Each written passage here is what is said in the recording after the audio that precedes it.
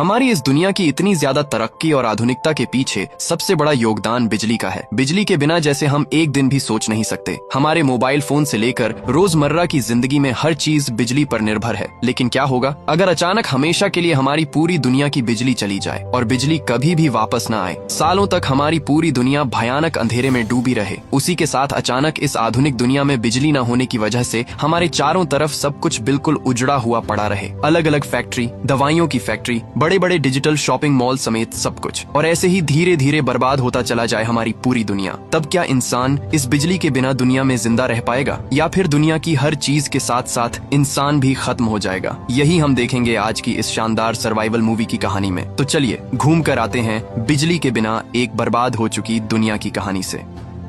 तो कहानी शुरू होती है भविष्य की दुनिया से, जब हमारी दुनिया तबाही के बिल्कुल कगार पर पहुंच चुकी थी। असल में आज से करीब कुछ साल पहले दुनिया बिल्कुल सामान्य ही थी, लेकिन अचानक दुनिया के सोलर सिस्टम में ऐसी एक समस्या पैदा होती है जिसकी वजह से पूरी दुनिया में फैल जाता है एक अजीब सा सोलर फ्लेयर, जिसकी वजह से अचानक पूरी दुनिया के जितने भी इलेक्ट्रॉनिक डिवाइस थे वो सब पूरी तरह बेकार हो जाते हैं। यहाँ तक कि दुनिया की बिजली भी काम करना पूरी तरह बंद कर देती है, जिससे देखते ही देखते पूरी दुनिया की सारी टेक्नोलॉजी पूरी तरह बर्बाद हो जाती है। कंप्यूटर, मोबाइल फोन, फैक्ट्रियों की अलग अलग डिजिटल मशीनें, यानी दुनिया के हर कोने में जितने भी इलेक्ट्रॉनिक डिवाइस थे वो सब पूरी तरह बेकार हो जाते हैं। जिस दुनिया का लगभग हर काम बिजली पर निर्भर था, बिजली के बिना वही दुनिया भी जैसे बिल्कुल बेकार हो जाती है और इंसानों की जिंदगी भी पूरी तरह बदलने लगती है। पूरी दुनिया में जितनी फैक्ट्रियां थीं जो मुख्य रूप से बिजली पर निर्भर थीं, उनके अचानक बंद हो जाने से लोग अपनी नौकरियां खो देते हैं और धीरे धीरे दुनिया के लगभग ज्यादातर लोगों में इतनी ज्यादा आर्थिक समस्या पैदा हो जाती है कि अब तक उन्हें बहुत मुश्किल से जिंदगी गुजारनी पड़ रही है। लोगों के पास काम नहीं था, पैसे नहीं थे और बच्चों की पढ़ाई पूरी तरह बर्बाद हो गई थी। कई लोग तो दिन में 3 वक्त का खाना भी ठीक से नहीं खा पाते थे। यहाँ तक कि ज्यादातर जगहों के स्कूल, कॉलेज, फैक्ट्रियां,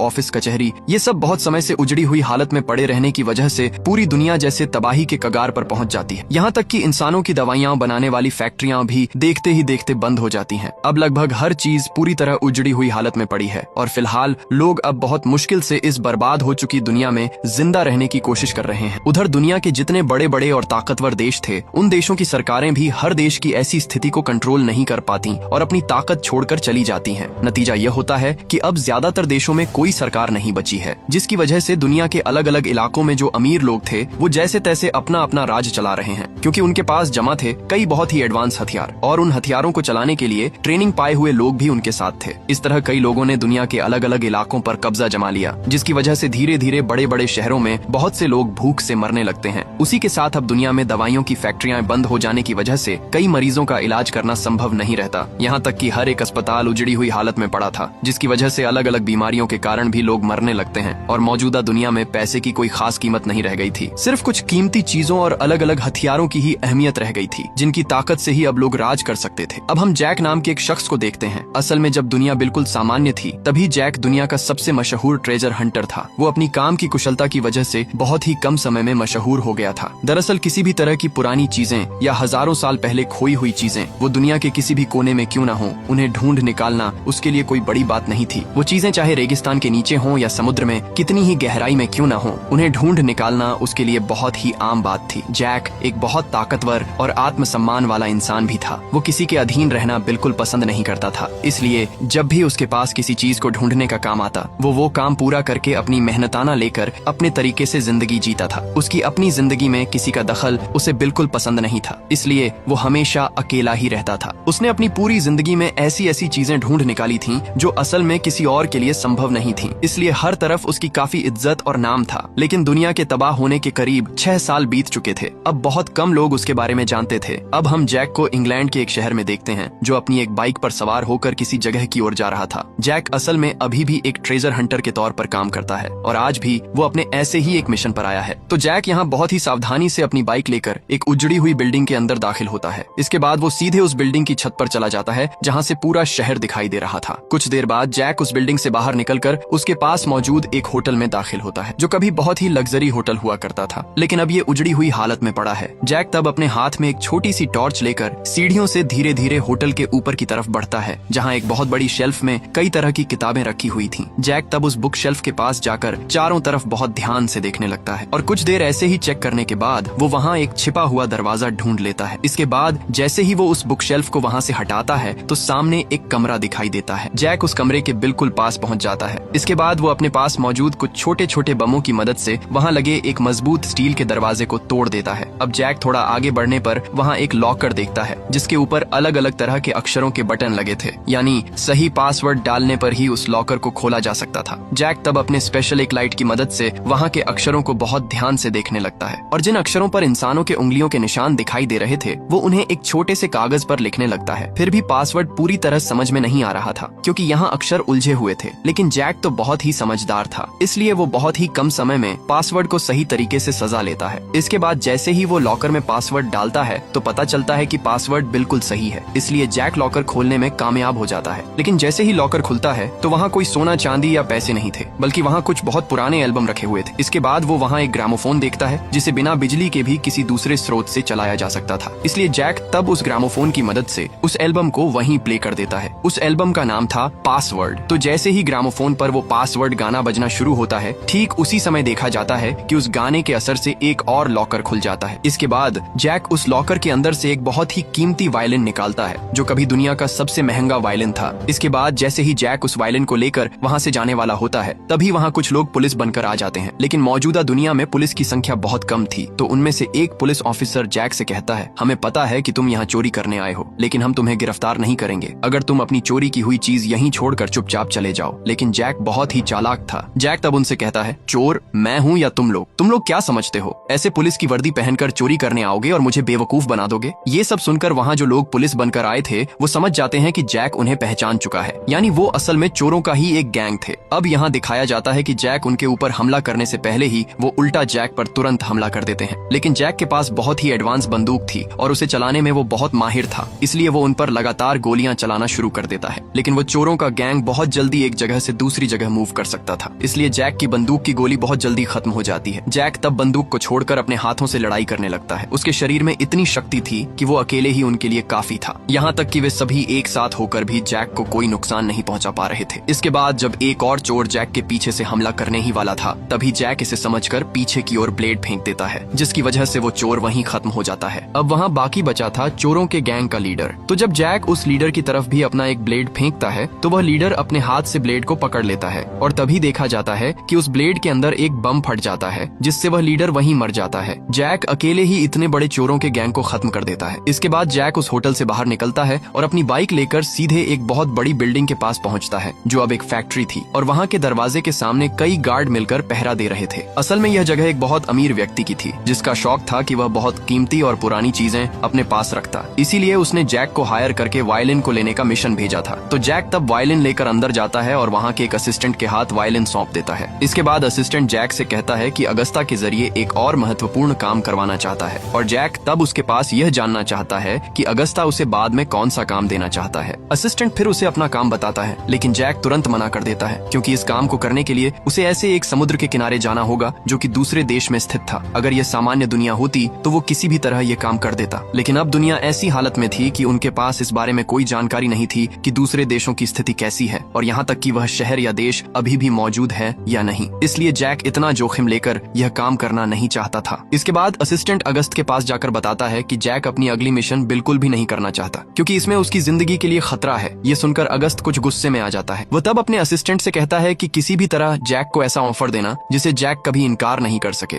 दूसरी तरफ हम जैक को देखते हैं। जैक अपनी मोटरसाइकिल लेकर एक फैक्ट्री जैसी जगह पर आता है। यह असल में उसका घर था। जैक के पास अपने कहने के लिए कोई खास नहीं था। तो यहाँ दिखाया जाता है कि जैक के घर के अंदर एक पुराना जहाज रखा था जिसे वह अपने अलग अलग कामों में काम में लेता था और जैक असल में अपने घर के हर जगह अलग अलग तरह के ट्रैप बना चुका था क्योंकि अब दुनिया में किसी पर भी भरोसा नहीं किया जा सकता। दुनिया के हर कोने में अब बहुत खतरे थे। कौन कब किस पर हमला कर दे ये कहा नहीं जा सकता, इसलिए जैक पहले से ही तैयारी करके अपने घर के हर जगह ट्रैप सेट कर चुका था। इसके बाद हम देखते हैं कि जैक की जिंदगी में कोई नहीं था, लेकिन उसका एक कुत्ता था जिसे वह बहुत प्यार करता था। घर लौटकर जैक सबसे पहले अपने कुत्ते को खाना खिलाता है। इसके बाद जैक शांत मन से बैठकर अपनी पेमेंट चेक करता है, यानी कुछ समय पहले जो मिशन उसने पूरा किया था उसके लिए उसे जो कुछ दिया गया है वो वह देख रहा था। यहाँ दिखाया जाता है कि एक सूटकेस में कुछ खाना, पानी और कुछ चीजें रखी हुई थीं, जिनमें एक पुराना और लोकप्रिय एल्बम भी था। जैक तब अपने घर में रखे एक ग्रामोफोन के जरिए उस एल्बम के गाने बजाना शुरू करता है और बड़े आनंद के साथ बैठकर अकेले ही ड्रिंक करता है। तो यहाँ काफी ड्रिंक करने के बाद जैक थक कर सो जाता है और सोते हुए वह एक बहुत सुंदर सपना देखता है। उसमें वह देखता है कि वह एक छोटी नाव में बहुत ही सुंदर जगह पर है। एक नदी के ऊपर से वह नाव लेकर पूरी दुनिया में घूम रहा है। असल में यह कभी जैक का सपना था। इसी बीच एक आवाज सुनकर जैक तुरंत नींद से उठ जाता है और वह अपनी बंदूक निकालकर चारों तरफ देखता है कि सच में वहाँ कोई आया है या नहीं। जैक बंदूक लेकर धीरे धीरे बाहर निकलता है और यहाँ वह देखता है कि उसके बनाए हुए ट्रैप में एक सोल्जर फंस गया है। जैक को देखकर वह सोल्जर उसकी मदद मांगता है और बार बार कहता है कि वह कोई चोर नहीं है, असल में उसे अगस्त ने यहाँ भेजा है। वह जैक को कुछ ऑफर देना चाहता है, इसलिए उसने इमरजेंसी में उसे मिलने को कहा। यह सुनकर जैक वहाँ और एक क्षण भी देरी नहीं करता। वह सीधे उस सोल्जर को छोड़कर अगस्त की फैक्ट्री की ओर चला जाता है। फैक्ट्री में एक खास जगह थी जहाँ अगस्त अपने लोगों के साथ एक टेबल पर बैठकर सिर्फ जैक के लिए इंतजार कर रहा था। इसके बाद जैक वहाँ पहुंचकर सीधे उसके सामने बैठ जाता है और क्योंकि उसने यहाँ बैठने के लिए अनुमति नहीं ली थी, अगस्त उससे कहता है, मैंने तुम्हारे जैसा इंसान बहुत कम देखा है, तुम्हारे पास काफी हिम्मत है। क्या तुम्हें पता है, तुम्हारे जरिए मैंने जो काम करवाया है, ऐसे बहुत सारे काम मैंने कई लोगों से करवाए हैं, लेकिन तुम्हारे जैसे मुझे इतना हुनर किसी में नहीं मिला। तुम्हारे अंदर छिपी चीजों को ढूंढने की टैलेंट ने मुझे पूरी तरह प्रभावित किया है, इसलिए मैं चाहता हूँ कि तुम मेरे लिए और काम करो। इसके बाद अगस्त जैक से कहता है, जितना मुझे पता है तुम्हें नाव के प्रति काफी लगाव है ना? इसलिए अगर तुम इस मिशन को पूरा कर दो तो मैं तुम्हें एक बहुत कीमती नाव देने का वादा करता हूँ। बोट की बात सुनकर जैक अब मिशन के बारे में जानना चाहता है। अगस्त तब उसे बताता है, तुम्हें असल में विश्व प्रसिद्ध मोनालिसा पेंटिंग लेनी है, क्योंकि अब पूरी दुनिया बिल्कुल बर्बाद हो चुकी है। वहाँ जहाँ मोनालिसा पेंटिंग रखी है शायद कोई गार्ड या इंसान नहीं होगा, इसीलिए अगर तुम चाहो तो बहुत आसानी से पेंटिंग ले सकते हो, लेकिन पेंटिंग अब काफी सीक्रेट जगह पर रखी हुई है। मैं यकीन दिलाता हूँ कि तुम आसानी से उस जगह पहुँच सकते हो और इस मिशन को पूरा करने के लिए तुम्हें जो भी चीजें चाहिए, जैसे खाना, पानी और बाकी सामान, मैं तुम्हें सब कुछ दे दूंगा। तुम्हें किसी भी कीमत पर मिशन पूरा करना होगा। अब बोट पाने के लिए जैक अगस्त के प्रस्ताव को मान ही लेता है। जैक तब वहीं से सीधे अपने घर लौटता है और मिशन के लिए पूरी तैयारी करके अपने कुत्ते को लेकर सीधे उस लड़की के पास जाता है जो असल में अगस्त की असिस्टेंट थी। जैक तब अपने कुत्ते की जिम्मेदारी असिस्टेंट के हाथ में सौंप देता है। असिस्टेंट उसके बात मानने के बाद जैक अपनी मोटरसाइकिल लेकर अपने नए मिशन के लिए निकल पड़ता है। हालांकि जैक हर मिशन अपनी बाइक से करता है, लेकिन यह मिशन दूसरे देश में होने के कारण अगस्त ने वहाँ के एयरपोर्ट पर एक हवाई जहाज की व्यवस्था की थी। जैक तब सीधे उस एयरपोर्ट पहुँचता है, लेकिन जब वह एयरपोर्ट पर जहाज की हालत देखता है तो वह बहुत चिंतित हो जाता है, क्योंकि जहाज के कई हिस्सों में बुलेट लगी हुई थी और छेद बन गए थे और ऐसे जहाज से मिशन पर जाना मतलब अपनी जान को खतरे में डालना। इसके बाद एयरपोर्ट के एक कमरे में अगस्त उसे बुलाता है और जब जैक वहाँ पहुँचता है, अगस्त उसे एक बहुत बड़ी नक्शा दिखाना शुरू करता है। नक्शे में असल में उन जगहों की योजना थी जिन रास्तों से उसे पेंटिंग तक पहुँचना होगा, इसलिए अगस्त यहाँ बहुत ध्यान से नक्शे की योजना समझा रहा था। साथ ही वह उसे उन सभी रास्तों को भी दिखा रहा था जिनसे जाने पर उसका खतरा कम हो सकता है। इसके बाद वह जैक से कहता है, जब तुम पेरिस पहुँचोगे, पेरिस के बिल्कुल सेंट्रल में मेरा एक आदमी तुमसे मिलने आएगा। तुम बस वहाँ पहुँचो, उसके बाद क्या करना है वो तुम्हें सब समझा देगा। अब जैक सब तैयार करता है और मिशन के लिए पूरी तरह तैयार हो जाता है। शाम के समय वह हवाई जहाज से मिशन के लिए रवाना होता है। उसके साथ हवाई जहाज का एक पायलट भी होता है, लेकिन थोड़ी ही दूरी तैयार करने के बाद देखा जाता है कि पायलट हवाई जहाज को ठीक से नियंत्रित नहीं कर पा रहा है। लेकिन पायलट उसे कहता है, कोई चिंता मत करो, असल में हवाई जहाज में ईंधन लीक हो रहा है, लेकिन इससे हमें कोई खतरा नहीं है।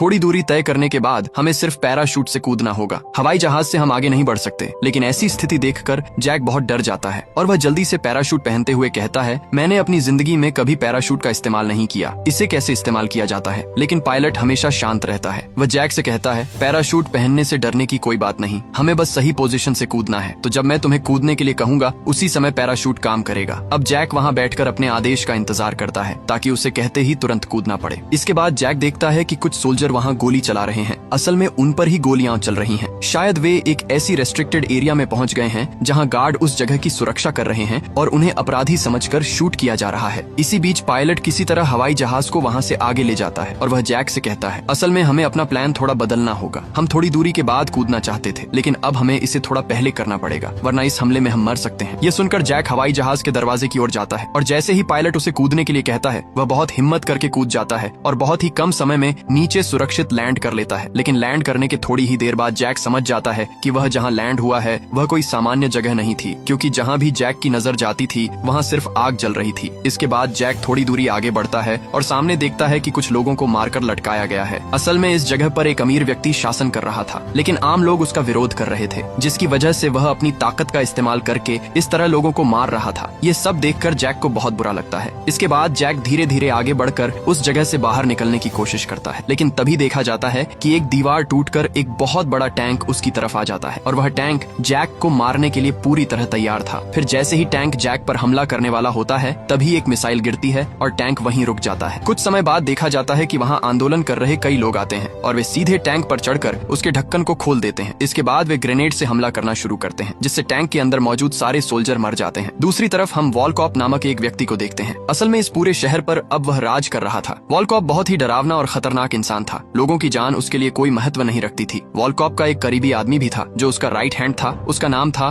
गॉर्निज। गॉर्निज वॉलकॉप को बताता है कि कुछ समय पहले किसी ने उसके हवाई जहाज पर हमला किया था और तब देखा गया कि एक व्यक्ति पैराशूट से नीचे उतर रहा है। शायद उसने आसपास कहीं लैंड किया है। वॉलकॉप गॉर्निज से कहता है कि जितनी जल्दी हो सके उसे ढूंढकर उसके सामने ले आओ। गॉर्निज तुरंत काम में लग जाता है। दूसरी तरफ हम जैक को देखते हैं। जैक चलते चलते सुबह हो गई है और अब वह शहर के एक कोने से दूसरे कोने पहुंच चुका है, जो कि असल में एक बर्बाद होने वाला शहर था। कुछ दूरी आगे बढ़ते ही जैक समझ जाता है कि यह एक बस्ती क्षेत्र है, जहाँ के लोग वॉलकॉप के डर में हमेशा सहमे रहते थे और अपने जीवन को बहुत कष्ट में जीते थे। लेकिन यहाँ के आसपास के लोग बहुत गंदे और पुराने कपड़े पहने थे, इसलिए जैक को देखकर आसानी से समझ लिया जा सकता था कि वह किसी और जगह का इंसान है। इसीलिए जैक एक कचरे के ढेर के पास जाता है और वहाँ से कुछ कपड़े उठा लेता है और वह अपने अच्छे कपड़े कहीं छुपा देता है। वह पुराने कपड़े पहन लेता है ताकि लोग उसे देखकर यह समझें कि वह यहाँ का ही आदमी है। आगे देखते हैं कि जैक सामने कई लोगों को इकट्ठा हुआ देखता है। वह भी उस भीड़ में घुस जाता है। असल में वहाँ एक सोल्जर टीम का लीडर सबके सामने भाषण दे रहा था। वह सबको बता रहा था कि हमारा लीडर वॉलकॉप ने सख्ती से आदेश दिया है और आप सब जानते हैं कि पूरे शहर में अब कर्फ्यू लागू है। अगर कोई गलती से इसे तोड़ने की कोशिश करेगा तो उसे सबसे कड़ी सजा मिलेगी। इसके बाद सोल्जर लीडर दो लोगों को भीड़ के सामने लाता है और उन्हें बहुत ही निर्दय तरीके से सबके सामने मार देता है ताकि उनकी मौत देखकर बाकी लोग डर जाएं। ये सब देखकर जैक उस जगह से चलने लगता है, लेकिन थोड़ी ही दूरी आगे बढ़ते ही देखा जाता है कि कुछ सोल्जर जैक के पास आते हैं और वह जैक से कहते हैं कि उनके हाथ में जो व्यक्ति है वह उन्हें दे दो। लेकिन जैक बहुत चालाक है। वह उस व्यक्ति को एक सोल्जर के चेहरे पर फेंक देता है और तुरंत बाकी सोल्जरों से लड़ाई शुरू कर देता है। इसी बीच जब एक सोल्जर जैक पर हमला करने आता है तो उसका हाथ कार के दरवाजे में फंस जाता है और एक और सोल्जर को जैक पकड़कर कार के कांच में फेंक देता है। इस बीच एक सोल्जर जैक पर चाकू से हमला करने ही वाला था, लेकिन जैक किसी तरह उसका हाथ पकड़ लेता है और उसी चाकू से उसे मार देता है। बस कुछ ही सेकंड में जैक सभी को हराकर आगे बढ़ जाता है। लेकिन इसी समय भीतर से एक और सोल्जर बाहर निकलता है और जैक को मारने के लिए बंदूक चलाने वाला था। लेकिन जैसे ही वह फायर करने वाला होता है, पीछे से एक लड़की आती है और उस सोल्जर की गर्दन काटकर उसे वहीं मार देती है। इस लड़की का नाम रिया है। रिया जैक के पास आती है और कहती है कि वह असल में अगस्त की टीम की ही सदस्य है। अगस्त ने उसे यहाँ जैक की मदद के लिए भेजा है। रिया आगे कहती है, जब तुम हवाई जहाज से पैराशूट से नीचे उतरे तब से ही मेरी नजर तुम्हारे ऊपर थी। मैं बस यह देख रही थी कि तुम इस खराब स्थिति में जीवित रह सकते हो या नहीं। अगर तुम किसी घटिया इंसान होते तो मैं तुम्हें यहीं मरने देती, क्योंकि इस मिशन में आगे आने वाली चीजें बहुत ज्यादा खतरनाक हैं। लेकिन तुमने खुद को साबित कर दिया, इसलिए मैं तुम्हारे साथ काम करने को तैयार हूँ। इसके बाद जैक और रिया धीरे धीरे शहर से बाहर निकलने लगते हैं, लेकिन इसी बीच वहाँ का एक जनरल उन्हें नजर लगा लेता है। जैक और रिया तुरंत एक चर्च में छुप जाते हैं। वहाँ उनका सामना सैमसन नामक एक व्यक्ति से होता है। सैमसन के पास एक बहुत महत्वपूर्ण नक्शा है जिसे कुछ मृत आंदोलनकारी बहुत सावधानी से छुपा कर रख चुके थे। सैमसन जैक और रिया दोनों को सीधा एक गैराज में ले जाता है। सैमसन उन्हें एक गाड़ी दिखाता है जिस पर वह काम कर रहा था। असल में सैमसन भी अगस्त का ही आदमी था। इसके बाद सैमसन नक्शे के बाकी रास्ते उनको समझाने लगता है और उसके पास रखे नक्शे के एक कोने में एक गुप्त कोर्ट भी था। अब मिशन के अगले चरण के लिए सैमसन अपनी गाड़ी तैयार कर देता है। इसी बीच रिया जैक के शरीर की चोटों पर दवा लगाती है, लेकिन इसी समय वहाँ का जनरल अपने लोगों के साथ पहुँच जाता है। वे अंदर से सभी को बाहर आने का आदेश देते हैं। इसी बीच सैमसन जैक और रिया को गाड़ी में तैयार होने को कहता है और खुद वहाँ से चला जाता है। जनरल और उसके लोगों का ध्यान ध्यान भटकाने के लिए जनरल सैमसन से कहता है कि अंदर जो लोग हैं उन्हें भी बाहर लाओ, लेकिन सैमसन जानता था कि अंदर कोई नहीं है। जनरल फिर अपने कुछ लोगों को अंदर भेजता है। इस मौके का फायदा उठाते हुए सैमसन सीधे जनरल पर फायर कर देता है, जिससे जनरल के साथी भी मर जाते हैं। दूसरी ओर सोल्जर अंदर जाकर जैक को देखते हैं, लेकिन इस समय रिया उन पर हमला कर देती है। वह गोली चलाकर सभी को मार देती है और बाहर अब भी सोल्जर सैमसन पर गोली चला रहे थे, जिसकी वजह से अंदर से कोई आवाज बाहर नहीं सुनाई देती। इसके बाद जब रिया और सैमसन वहां से बाहर निकलने वाले होते हैं, तभी उनकी गाड़ी में अचानक रेडियो तेज आवाज में बजने लगता है। अब रेडियो की आवाज सोल्जरों तक पहुंच जाती है और वे उसी इशारे पर टैंक के जरिए पूरे क्षेत्र को तहस नहस कर देते हैं। लेकिन इस बीच जैक और रिया वहां के एक दरवाजे को तोड़कर पीछे की तरफ अपनी गाड़ी लेकर निकल जाते हैं। हालांकि सोल्जर वहां बहुत गोली चला रहे थे, लेकिन गाड़ी पर गोली का कोई असर नहीं होता, जिसकी वजह से जैक और रिया बहुत आसानी से उस जगह से भाग जाते हैं। लेकिन इसी समय वालकोप के कुछ सोल्जर उनका पीछा करना शुरू कर देते हैं और वे तेजी से एक चेक पॉइंट तक पहुंच जाते हैं। वहां मौजूद सोल्जर भी उन पर गोली चलाने लगते हैं, लेकिन तब तक जैक समझ चुका था कि उनकी गाड़ी असल में बुलेट प्रूफ है, इसलिए उसने किसी चीज की परवाह किए बिना अपनी गाड़ी लेकर वहां से कूदकर भागने का फैसला किया। लेकिन थोड़ी दूरी पर कुछ और सोल्जर उनका पीछा करने लगते हैं, इसलिए बचने के लिए जैक अपनी गाड़ी लेकर एक बिल्डिंग के अंदर घुस जाता है। लेकिन जब सोल्जर उन पर एक बम फेंकने ही वाले थे, तभी वह बम किसी दूसरी गाड़ी पर लग जाता है, जो सड़क को ब्लॉक कर देती है और जो लोग बाइक पर उनका पीछा कर रहे थे वे उस रास्ते पर आकर पलट जाते हैं। इसी मौके का फायदा उठाकर जैक और रिया उस जगह से निकल जाते हैं और तेजी से एक टनल में पहुंच जाते हैं। लेकिन तब भी दो सोल्जर उनका पीछा कर रहे थे। तभी उनके सामने एक बहुत बड़ा टैंक आता है और धीरे धीरे सोल्जर उन्हें चारों तरफ से घेर लेते हैं। इसी बीच रिया एक ग्रेनेड फेंक देती है और बाइक पर बैठे सोल्जरों की हालत खराब कर देती है। लेकिन अब भी टैंक उनका पीछा कर रहा था और उन पर हमला करने के लिए तैयार था। लेकिन जैक इतनी तेजी से ड्राइव करता है कि टैंक का निशाना चूक जाता है और गलती से वह किसी और सोल्जर की गाड़ी को लग जाता है, जो जैक और रिया का पीछा कर रही थी। इस तरह जैक और रिया आखिरकार उस जगह से सुरक्षित बाहर निकलने में सफल होते हैं। इसके बाद रात के समय वे एक सुनसान जगह पर शरण लेते हैं और आराम करने लगते हैं। इसी समय रिया उससे पूछती है, क्या तुम जानते हो कि हमारे पीछे इतने सारे लोग हमें मारने क्यों लगे थे? क्योंकि उन्हें पता चल गया है कि हम उस पेंटिंग को हासिल करने वाले हैं। जैक तब कहता है, एक पेंटिंग के लिए इतना सब क्यों? ये पेंटिंग तो बहुत ही पॉपुलर है, लेकिन इसके पीछे इतने लोग क्यों लगे हैं? रिया तब उसे बताती है, असल में वे लोग पेंटिंग के पीछे नहीं हैं, बल्कि वह पेंटिंग जिस लॉकर में है उस लॉकर के पीछे वे हैं, क्योंकि वहाँ सिर्फ पेंटिंग नहीं है बल्कि कई कीमती हथियार भी रखे हैं, जो वर्तमान दुनिया में बहुत कीमती हैं। इसलिए वालकोप भी उसका पता लगा रहा है, इसलिए हमें जितनी जल्दी हो सके वहाँ पहुँचना होगा। इसके बाद वे दोनों फिर से उस जगह के लिए निकल पड़ते हैं। इसी बीच रिया जैक को एक कागज की नाव देती है और कहती है, मुझे पता है तुम्हें बोट बहुत पसंद है, तो इसे मैंने तुम्हारे लिए बनाया है। जैक इसे पाकर बहुत खुश हो जाता है। अगले दिन सुबह दिखाया जाता है कि वालकोप अपने साथियों के साथ एक स्पेशल ट्रेन से उस पेंटिंग वाले लॉकर को खोजने जा रहा है। दूसरी ओर हम जैक और रिया को देखते हैं। वे दोनों मिलकर एक परित्यक्त जगह पर पहुंचते हैं। असल में वहाँ एक लॉकर है, लेकिन यहाँ आते ही रिया बहुत डर रही थी, क्योंकि यहाँ बहुत सारे चूहे हैं। असल में चूहे एक तरह के इंसान हैं, जो कई सालों से इस जेल में बंद थे, लेकिन दुनिया के बर्बाद होने के बाद जब उन्हें कई दिनों तक खाना नहीं मिला तो वे बहुत ज्यादा हिंसक हो गए और अब वे इंसानों को खा जाते हैं। इसी बीच ड्रे और जैक वहाँ की उस परित्यक्त बिल्डिंग में प्रवेश कर जाते हैं और जैसे ही वे उस लॉकर के पास पहुँचते हैं, वे देखते हैं कि लॉकर खुला हुआ है और उसमें कुछ भी नहीं है। जैक यहाँ बारूद की गंध महसूस कर रहा था, इसलिए वह समझ जाता है कि शायद यहाँ बारूद से विस्फोट करके लॉकर खोला गया है। शायद इस जगह से सब कुछ निकाल कर किसी और सुरक्षित जगह पर ले जाया गया है। इसके बाद वे दोनों वहाँ के ऑफिस रूम में एक पुराना कैबिनेट ढूंढते हैं, जिसके पीछे एक नकली दीवार थी। जैक वहाँ एक बहुत पुराना नोटबुक भी ढूंढता है, जिसमें कुछ फ्रेंच भाषा में लिखा हुआ था, लेकिन उसे ड्रे समझ सकती थी। रिया तब जैक को ट्रांसलेट करके वहाँ मौजूद सब कुछ अच्छे से समझा देती है और यहाँ लिखे ऑर्डिनेट्स भी वह जैक को बता देती है। लेकिन जैक को लग रहा था कि इन कोऑर्डिनेट्स में कोई गड़बड़ है, क्योंकि इतनी आसानी से कोई किसी को गुप्त खजाने के कोऑर्डिनेट्स नहीं बताएगा। शायद इसी कारण से उन ऑर्डिनेट्स को लिखा गया ताकि उन्हें और भी छुपाया जा सके। जैक तब सैमसन द्वारा दिए गए मैप के जरिए असली जगह खोजने की कोशिश कर रहा था। तभी देखा जाता है कि चूहे बिल्डिंग के अंदर घुस गए हैं। जैक तुरंत उस कोड को सॉल्व करने की कोशिश करता है और अंत में बहुत कोशिश के बाद जैक उसे डिकोड कर ही देता है। अंत में वह जगह का नाम पता कर लेता है। जगह का नाम था सेंट्रल हाफ, जो कि एक बहुत फेमस जगह थी। इसी बीच देखा जाता है कि चूहे उनके बहुत करीब आ गए हैं, लेकिन वे दोनों किसी तरह वहाँ के पीछे की खिड़की से बाहर निकल जाते हैं। जैक जब वहाँ से निकल रहा होता है तभी उसने वहाँ एक बम फेंक दिया, जिसके कारण जैसे ही चूहे उस रूम में घुसे वहाँ एक बड़ा धमाका हुआ और वे मर गए। इसके बाद वे दोनों अपनी गाड़ी में बैठकर सेंट्रल हाफ की ओर रवाना हो जाते हैं। इसी समय रिया अपने कुछ साथियों को फोन करके सेंट्रल हाफ आने को कहती है, जो कि असल में शहर के आंदोलनकारी थे। वहीं वोल्कॉप अपने साथियों के साथ एक जगह पर रुकता है और वहाँ पहुँचने के बाद जब वोल्कॉप वहाँ गाड़ी के पहियों के निशान देखता है तो वह अपने साथियों के साथ उन निशानों के पीछे चल पड़ता है। इस तरह वे ठीक उसी बिल्डिंग तक पहुँचते हैं जहाँ जैक और रिया ने वह नोटबुक खोजी थी। इसी बीच गॉर्नेज वहाँ उस नोटबुक को ढूंढ लेता है और उसमें एक मैप भी देखता देखता है जिसके जरिए रिया और जैक ने सेंट्रल हाफ में वह जगह खोजी थी जहां असल में वह लॉकर है। लेकिन वॉलकॉप बहुत चालाक था। वह अपनी एक यूवी लाइट के जरिए वहां रिया के हाथ के निशान देखता है और इस तरह उसे उस जगह के बारे में पता चलता है कि उसका नाम सेंट्रल हाफ है। वहीं जैक और रिया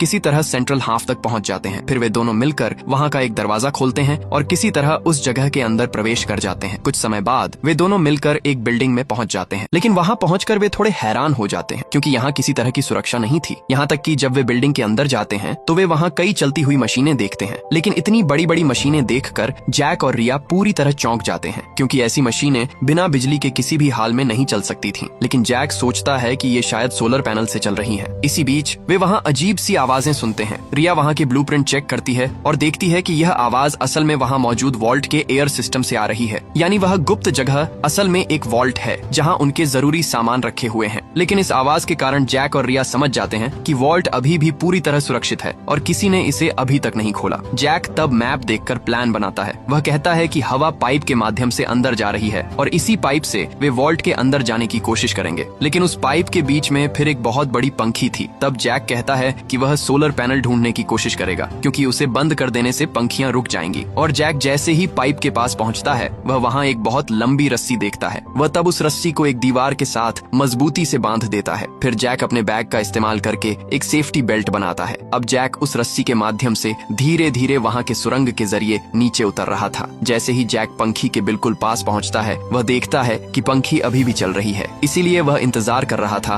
कि पंखी बंद हो जाए। लेकिन इसी बीच देखा जाता है कि उसकी रस्सी फटने लगी। वहीं दूसरी तरफ रिया बहुत खोजबीन करके किसी तरह सोलर पैनल के सिस्टम तक पहुंच जाती है और वह तुरंत अपने बंदूक के माध्यम से सोलर पैनल को नष्ट कर देती है। इस बीच रस्सी टूटने के कारण जब जैक नीचे गिरता है तभी पंखी बंद हो जाती है, जिससे जैक इस बार बच जाता है। जैक तब जल्दी से वहां से जाकर एयर सिस्टम को देखने जाता है, लेकिन पूरी जगह पानी से भरी हुई थी। जैक फिर उस पानी में कूद जाता है और वह तैरते हुए बिल्कुल नीचे पहुंच जाता है। लेकिन वॉल्ट तक पहुंचने के लिए जो रास्ता था वह एक लोहे के दरवाजे से बंद था। इस बीच जैक की सांस बिल्कुल थमने लगी थी। जैक तब अपने पूरे शरीर की ताकत लगाकर किसी तरह उस दरवाजे का लॉक खोल देता है। फिर वह आखिरकार उस गुप्त जगह तक पहुंच जाता है। जैक वहां आसानी से मोनालिसा पेंटिंग पा लेता है। इसी बीच रिया भी वहां पहुंच जाती है, लेकिन वे देखते हैं कि यह मोनालिसा पेंटिंग असली नहीं थी। ये वास्तव में एक बहुत बड़ी न्यूक्लियर बम थी जिसके ऊपर मोनालिसा पेंटिंग लगाई हुई थी। जैक इसे देखकर बिल्कुल हैरान हो जाता है, लेकिन रिया इस बारे में पहले से जानती थी। उनको असल में यहाँ न्यूक्लियर बम लेने के लिए भेजा गया था। रिया तब जैक को बताती है, असल में अमेरिका जब जापान पर न्यूक्लियर बम गिराया था तो उन्होंने रूस के लिए भी एक बम रखा था और यही वह बम है। इसका असली मालिक असल में अगस्त बनना चाहता है, लेकिन अगस्त इसका इस्तेमाल करने के लिए नहीं चाहता, बल्कि इसे सिकोप जैसे बुरे लोगों के हाथ से बचाना चाहता है, क्योंकि अगर यह उनके हाथ में चला गया तो कौन कब क्या करेगा कहना मुश्किल है। लेकिन जैक तब रिया से कहता है, सुनो रिया, तुम अगस्त पर कैसे भरोसा कर रही हो? आज के समय में किसी शहर में वो अच्छे नहीं हैं और उनके दिमाग में क्या है कहना मुश्किल है। ऐसा भी हो सकता है कि वोल्कोप के साथ जो बम है उससे अगस्त वही करना चाहता है जो वोल्कोप करना चाहता है। इसके अलावा वोल्कोप के खिलाफ जाकर कोई फायदा नहीं है क्योंकि वह बहुत ज्यादा ताकतवर है, इसलिए आखिरकार आप देखोगे वही जीतेगा। इसी बीच वहाँ कुछ आंदोलनकारी आते हैं जो कि रिया के दोस्त थे, लेकिन उस समय जैक उन्हें कहता है, मैं अब इस सारे काम में खुद को नहीं डालना चाहता, तुम जो चाहे करो। ये कहकर जैक वहाँ से उस गाड़ी को लेकर निकल जाता है। लेकिन उसी समय वोल्कोप अपने लोगों के साथ सेंट्रल हाफ तक पहुंच जाता है और उस समय वोल्कोप के लोग वहाँ लगातार शूट करना शुरू कर देते हैं, जिसकी वजह से आंदोलनकारियों को भी उन्हें शूट करना पड़ता है। लेकिन वोल्कोप के लोग उन्हें भी वहाँ मार देते हैं। इसी बीच वोल्कोप ने उस वॉल्ट की चाबी पा ली थी, इसलिए वह जल्दी से अपने लोगों के साथ न्यूक्लियर बम की ओर जाता है और सीधे उसे अपनी ट्रेन में ले जाता है। दूसरी तरफ जैक रास्ते में रुक गया था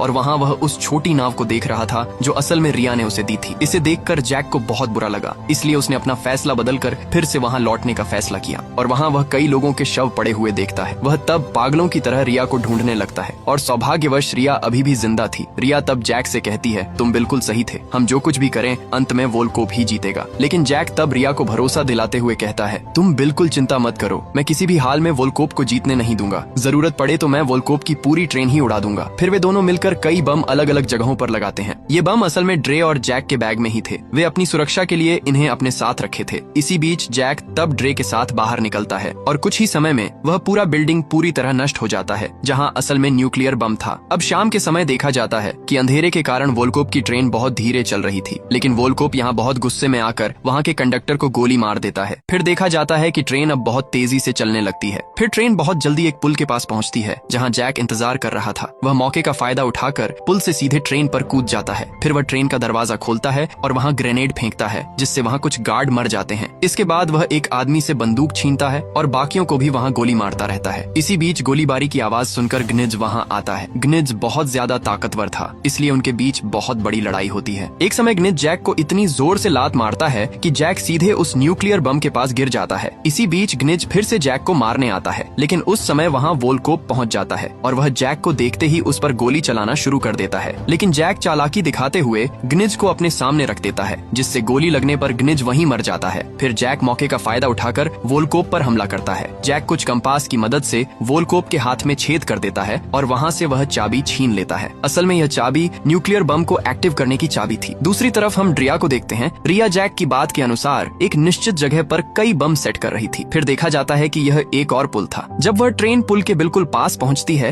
तभी वहाँ बम ब्लास्ट हो जाते हैं। इस बीच जैक बहुत पहले ट्रेन से कूद चुका था। वहीं वोल्कोप बम की आवाज सुनकर ट्रेन को रोकने की कोशिश कर रहा था, लेकिन इससे कोई फायदा नहीं हुआ। बम विस्फोट में आधा पुल पूरी तरह टूट गया, जिससे ट्रेन बहुत तेजी से पुल से सीधे पानी में गिर गई और वहीं ट्रेन पूरी तरह ध्वस्त हो गई। लेकिन यह सब देखकर ड्रिया वहाँ बहुत रो रही थी, क्योंकि उसे लगता था कि जैक भी उसी ट्रेन में है। लेकिन ठीक उसी समय जैक ड्रिया के पास आता है और कहता है, अचंभा है, मैंने तुम्हारे लिए इतना मेहनत करके मिशन पूरा किया और तुम यहाँ खड़ी होकर रो रही हो। जैक को देखकर ड्रिया की खुशी की कोई सीमा नहीं रही। वह तुरंत जैक को जोर से गले लगाती है। इस घटना के बाद कुछ समय बीत जाता है। फिर हम इंग्लैंड में जैक को देखते हैं। वह सुरक्षित तरीके से वापस आ गया और आज आखिरकार न्यूक्लियर बम की चाबी अगस्त के हाथ में दे देता है। इसके बाद जैक अगस्त को बताता है कि बम असल में ट्रेन के साथ पुल के नीचे गहरे में गिर गया है, लेकिन केवल इसी चाबी के जरिए इसे एक्टिवेट किया जा सकता है। अगस्त तब जैक से कहता है, क्या तुम वह बम मेरे लिए ले आओगे? लेकिन जैक उसे कहता है कि वह आज से ट्रेजर हंटिंग का काम पूरी तरह छोड़ देगा और अब वह नई शुरुआत करेगा। वह अब कभी भी किसी खतरनाक काम में खुद को शामिल नहीं करेगा। लेकिन अगस्त भी उसे कोई आपत्ति नहीं करता, बल्कि वह उसे उसके मिशन को पूरा करने के लिए एक बोट देता है। इसके बाद हम कुछ दिन बाद का दृश्य देखते हैं, जहाँ जैक अपने उस बोट की मदद से एक बहुत खूबसूरत जगह पर घूम रहा है, जैसा कि वह अपने सपनों में देखता था। लेकिन अब वह अकेला नहीं है, बल्कि उसके साथ है ड्रिया। वे दोनों अब एक दूसरे को प्यार करके अपना बना चुके हैं और इसलिए वे दोनों नई जिंदगी के सपने देखने लगते हैं। तो इस तरह एक सुंदर एंडिंग के साथ कहानी यहीं खत्म हो जाती है।